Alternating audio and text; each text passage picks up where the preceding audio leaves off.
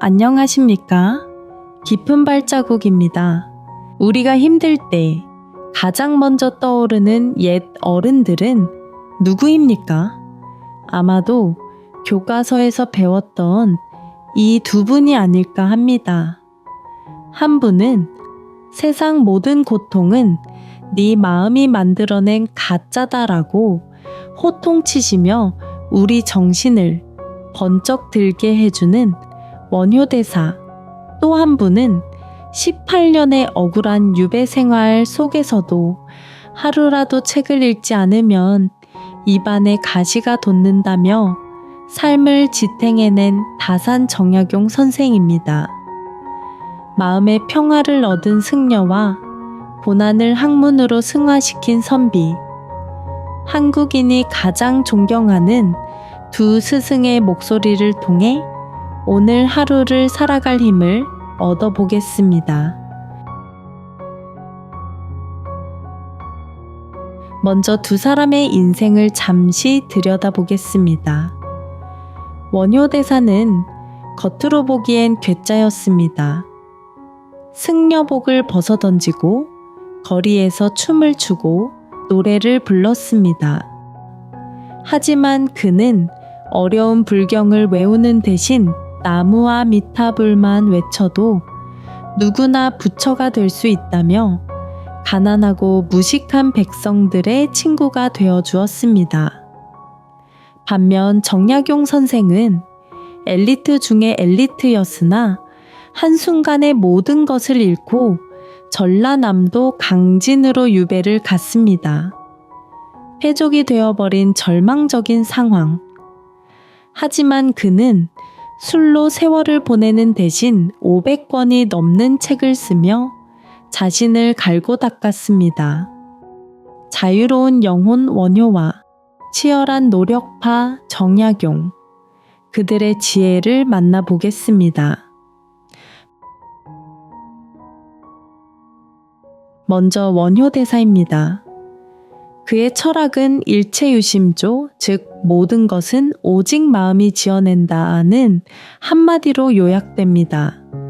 깨끗한 것도 더러운 것도 다 내 마음속에 있다. 가장 유명한 일화 해골물 사건입니다. 원효가 당나라로 유학을 가던 길에 날이 저물어 동굴에서 잠을 자게 되었습니다. 목이 너무 말라 잠결에 손을 더듬어 물이 담긴 바가지를 발견하고 단숨에 들이켰죠. 아, 꿀맛이구나. 세상에 이렇게 시원한 물이 있다니.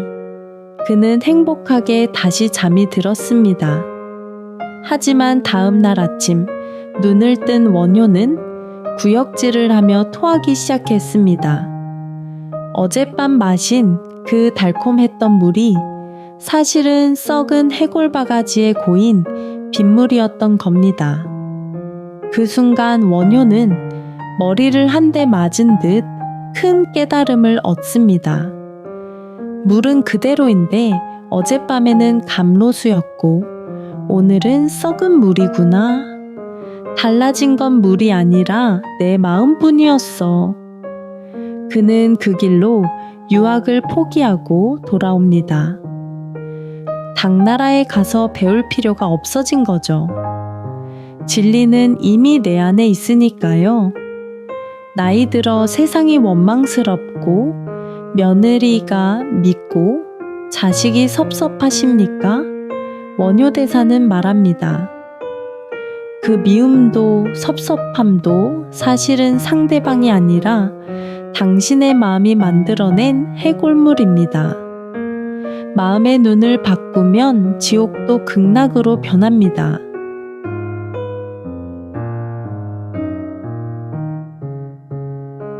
이번에는 실학의 대가 정약용 선생입니다.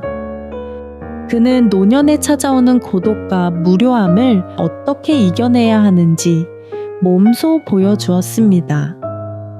재물을 비밀리에 감추는 가장 좋은 방법은 남에게 베푸는 것이다. 첫 번째 일화는 유배지의 공부입니다. 강진유배 시절 사람들은 그를 죄인이라며 피했고 제자가 되려는 사람도 없었습니다. 보통 사람 같으면 화병이 나서 알아 누웠겠지만 정약용은 달랐습니다. 그는 신독을 실천했습니다. 홀로 있을 때 더욱 몸가짐을 바르게 한다는 뜻입니다. 아무도 보지 않는 좁은 방에서도 그는 옷깃을 여미고 새벽부터 밤까지 책을 읽고 글을 썼습니다. 복사뼈에 구멍이 3번이나 날 정도로 치열하게 앉아서 공부했습니다. 그 결과 목민심서, 경세유표 같은 위대한 걸작이 탄생했습니다. 은퇴 후 갈 곳이 없어 적적하십니까? 정약용처럼 나만의 공부, 나만의 취미를 시작하십시오. 고독은 고통이 아니라 성장의 시간입니다. 두 번째 일화는 자식들에게 보낸 편지입니다.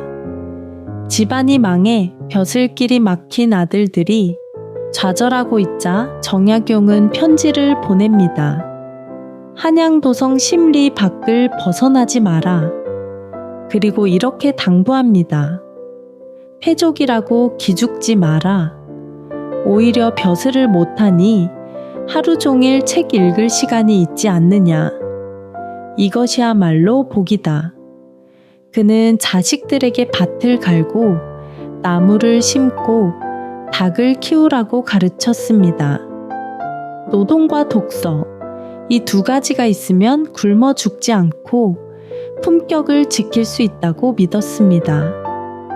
가난하다고 다 추한 것은 아니다. 품격은 돈이 아니라 생활 태도에서 나온다. 구독자 여러분, 한국의 두 스승이 전하는 메시지는 명확합니다. 마음이 복잡하고 화가 날 때는 원효대사의 해골물을 떠올리십시오. 이건 다 내 마음의 장난이다. 내가 좋게 생각하면 해골물도 꿀물이다. 이렇게 털어버리는 배포가 필요합니다. 사는 게 무료하고 몸이 처질 때는 정약용 선생의 붓을 떠올리십시오. 나이 들었다고 눕지 마라. 배우고 익히는 즐거움은 죽을 때까지 계속되어야 한다. 오늘 책 한 줄이라도 읽고 화분 하나라도 가꾸는 정성이 필요합니다. 원효의 마음가짐으로 편안하게, 다산의 태도로 성실하게. 이 2가지가 합쳐지면 우리의 노년은 그 어떤 부자도 부럽지 않을 것입니다. 오늘 한국의 깊은 지혜가 여러분의 가슴을 따뜻하게 데워드렸기를 바랍니다. 내용이 좋으셨다면 구독과 좋아요 부탁드립니다. 항상 여러분의 평안을 기원합니다. 감사합니다.